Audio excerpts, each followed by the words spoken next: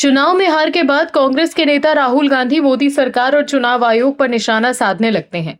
लेकिन हार के बाद राहुल गांधी ईवीएम पर सवाल उठाते थे। 2024 में सुप्रीम कोर्ट ने ईवीएम को क्लीन चिट देकर साफ कर दिया कि मतदान ईवीएम मशीन से ही होगा। ईवीएम वीवीपैट का 100% मिलान नहीं किया जाएगा।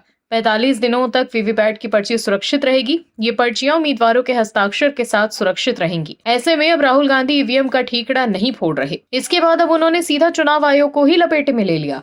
हालांकि राहुल गांधी सिर्फ आरोप लगा सकते हैं, लेकिन कोर्ट नहीं जा रहे।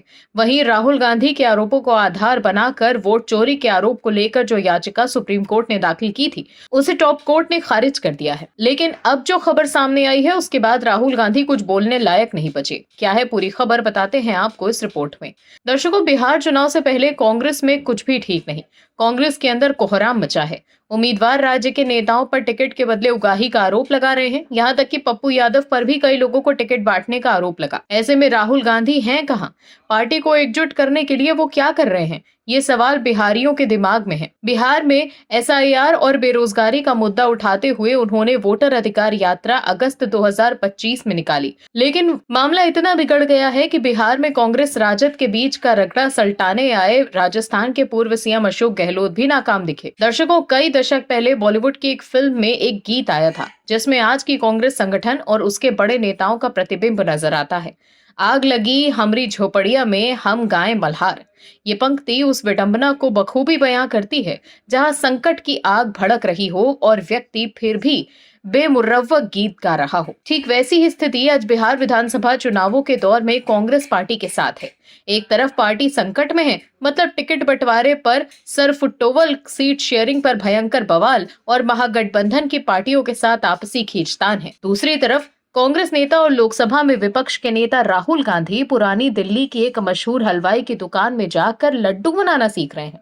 दिल्ली के बहाने घंटा वाला मिठाई दुकान पर इमरती और बेसन के लड्डू बनाने का वीडियो शेयर कर वो जनता से पूछ रहे हैं कि आपका दिवाली कैसे गुजर रही है।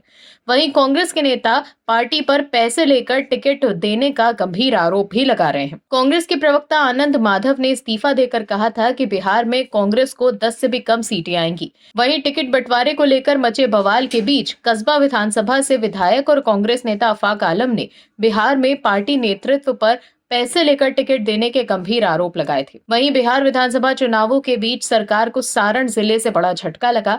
सारण जिला कांग्रेस कमेटी के अध्यक्ष बच्चू प्रसाद बीरू ने अपना पद और पार्टी की प्राथमिक सदस्यता से इस्तीफा दे दिया है। उन्होंने अपना त्यागपत्र प्रदेश कांग्रेस अध्यक्ष को भेजते हुए आरोप लगाया कि महागठबंधन में कांग्रेस के साथ लगातार भेदभाव हो रहा है और सारण जैसे महत्वपूर्ण जिले की उपेक्षा की गई है।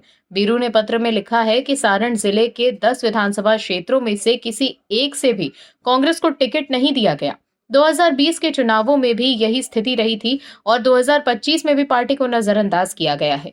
उन्होंने कहा कि इस फैसले से जिले के कांग्रेस कार्यकर्ताओं और समर्थकों में भारी आक्रोश है। जिला अध्यक्ष ने यह भी कहा कि महागठबंधन में इस बार दलित, अल्पसंख्यक और अति पिछड़ा वर्ग की भी घोर उपेक्षा की गई, जिसमें इन वर्गों में गहरी नाराजगी है। दर्शकों, कांग्रेस के नेता राहुल गांधी दलितों के मुद्दे पर बीजेपी को घेरते हैं, लेकिन उन्हीं के पार्टी के नेता इस्तीफा देकर बता रहे हैं कि कैसे महागठबंधन में इस बार दलित, अल्पसंख्यक और अति पिछड़ा वर्ग की भी घोर उपेक्षा की गई है, जिससे इन वर्गों में गहरी नाराजगी है। पार्टी और गठबंधन में मचे इस घमासान के बाद भी राहुल गांधी कहीं भी नजर नहीं आ रहे।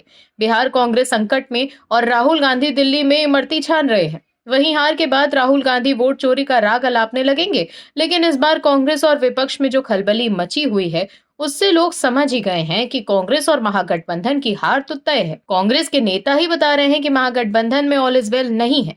Bureau report, image news. आप दर्शकों से विनम्र निवेदन है कि चैनल को सब्सक्राइब जरूर करें